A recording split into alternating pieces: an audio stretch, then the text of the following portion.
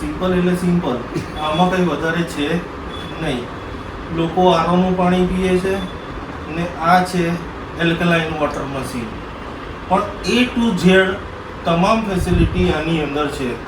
ઠંડુ પાણી પીવું હોય તો પણ છે, ગરમ પાણી પીવું હોય તો પણ છે, અને નોર્મલ વોટર પીવું હોય તો પણ છે.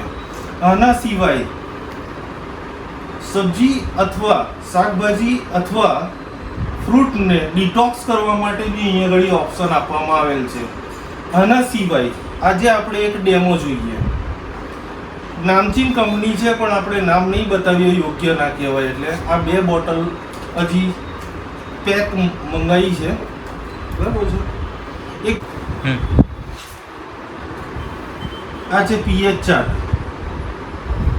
આ બાજુ એસિડિક પાણી છે, આ તરફ એલ્કલાઇન છે. આ જો કટ. હવે આપણે જોઈશું આપણા બહાર મળતા પાણીમાં કેટલું એસિડિક પાણી છે અને કેટલું ચોખ્ખું પાણી છે કે નહીં, એનું આપણે ટેસ્ટ કરીશું. આપણે 3 ગ્લાસ લઈ લઈએ છીએ. 3 ગ્લાસ, બરાબર છે. લે મિત્ર પકડ. આ પહેલા એક બ્રાન્ડ છે પણ આપણે એનું પાણી થોડું ગ્લાસ તરફ એને બતાવી દેજો કે પાટલું પાણી લીધું છે. આ હજી હમણાં જ તોડ્યું છે તમારા દેખતા જ. આ બીજું પાણી છે.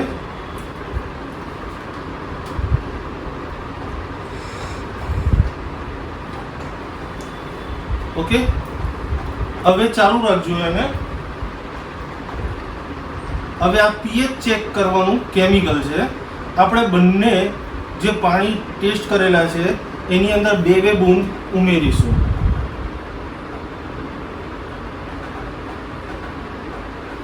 હવે માત્રા કેટલાથી કેટલા?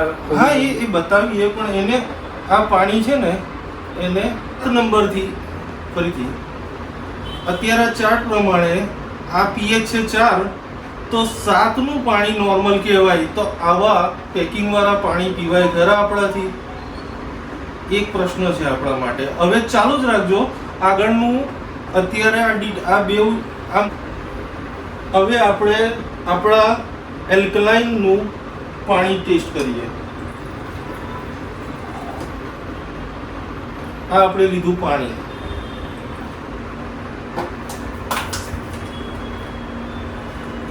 આમાં આપણે pH ચેક કરવાનું. આની અંદર 2 ને 2 4 બૂંદ આપણે એડ કર્યા હતા. આની અંદર બી આપણે 4 બૂંદ એડ કરીશું. 1 2 3 4, બરાબર છે.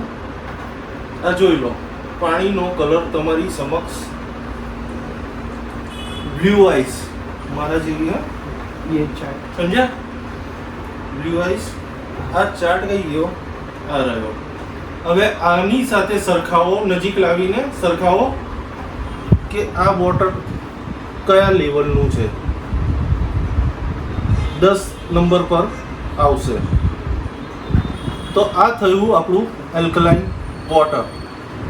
આ આપણે આ પહેલો ડેમો આજે કર્યો છે. નેક્સ્ટ ટાઈમ નવો ડેમોમાં આપને બતાવીશ આ આપણા એલ્કલાઇન મશીનથી શું આગળ કરી શકીએ છીએ.